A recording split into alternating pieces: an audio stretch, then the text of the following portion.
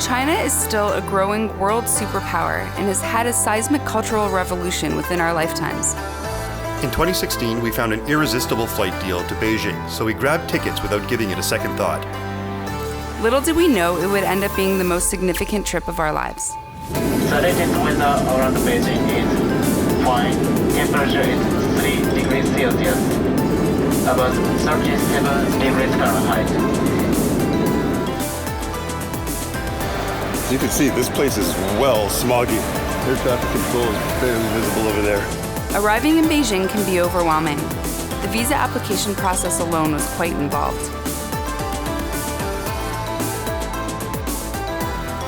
We are in Beijing on our way to our hotel in Pudong, and I'm really excited because it's been an extremely long morning. China went from farming to high tech in a single generation. Change happened slowly for millennia, and then it happened all at once. Up to this point, all of our trips as a couple had been to easily navigated first world countries. This was our first foray together into another world. A world with all the thirst for the opportunities of capitalism, mixed with the control of a totalitarian communist government. All right, we're almost at our Hutong, which is our tiny little alley. But unlike an alley in North America where there's pretty much just nothing there, there's like entire lives that go on in these hutongs. There's our hotel with the 2 red balls. Lanterns. They're lanterns. Did you say red balls? Red balls.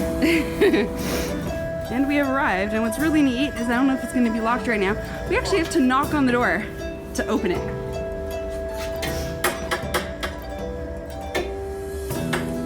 I took care of booking our activities as well as our accommodations at the Sandalwood Hotel. This amazing boutique hotel is in the converted home of an administrator from the Qing dynasty. It is hundreds of years old, so it is its own unique museum complete with artifacts. The staff were incredibly friendly and attentive and ran regularly scheduled cultural activities in their spacious courtyard, like calligraphy and Tai Chi, which was much more challenging than we had initially expected. Well, here's this crazy beautiful hotel. And this is our room. Thank you, my dear. We stayed in one of their top-of-the-line courtyard suites, which was worth every yuan.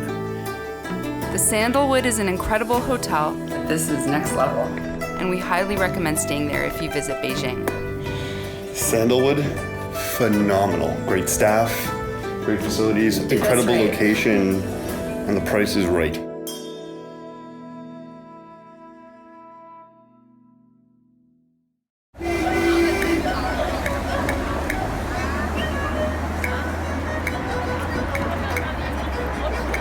Setting out to explore Beijing can feel a little intimidating. We weren't sure what to expect, but the hotel had thankfully equipped us with taxi return cards that explained how to get back to our well-hidden hutong.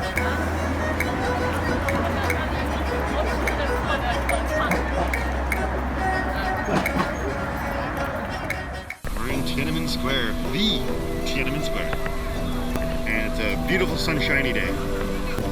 It's such a big square that it doesn't even show up on the camera here. Too much fisheye. Tiananmen Square is so enormous, it's hard to put it into perspective. Our first introduction to the central city square was when we saw the student uprising and military crackdown of 1989. The iconic image of a man standing firm in the face of an endless row of tanks on live TV is something we'll never forget, despite being just kids at the time. Chairman Mao's mausoleum. Today, however, there's no mention made about those events.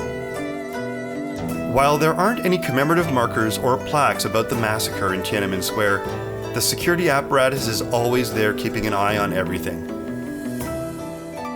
As obvious foreigners, we were cleared through security checkpoints ahead of long lines of locals waiting to pass through metal detectors in order to see the same sights we were.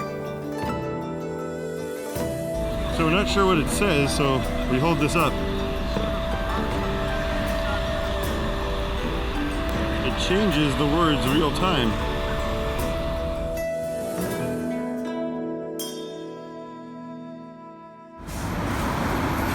You see words starting to flicker in there as it tries to figure it out. Damn it, Google's trying. Oh, it's upside down. Pieces of emperor cavity semi-designed watt table. Fucking right on. All I've always right. wanted one of those. Me Pretty too. When we were unable to find the entrance into the Forbidden City, we decided to go shopping instead.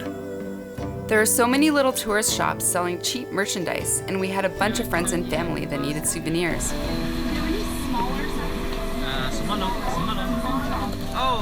That would be good. Even without any attempt to haggle, we still only paid a few bucks for everything we bought. She likes these little handbags. That's cute. She'll like that. We saw these tiny enclosed motorbikes ripping around everywhere and thought, you'd have to be nuts to want to take one of those. So, of course, we did.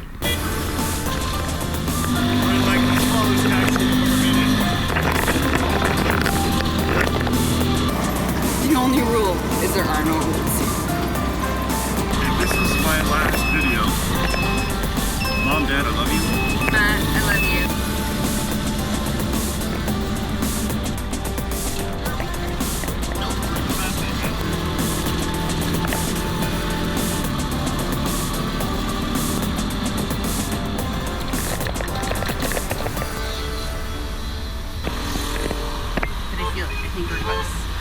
Our hutong was so well hidden that even with the taxi cards our hotel had given us, our driver still needed to call in for some help. I thoroughly enjoyed myself. We eventually got home safely and bid our driver farewell and a good evening of safe driving. And off he rode into the night. Alright, so not a bad haul today. I think we all in all spent like $70. We picked up all this crazy shit, including, I mean, look at this. We got this one. We got this for Tamara's nephews. Oscar. Oscar's gonna look like the mafia boss in this thing. This is, I want one now. So, yeah, not a bad day of shopping in Beijing buying cheap shit.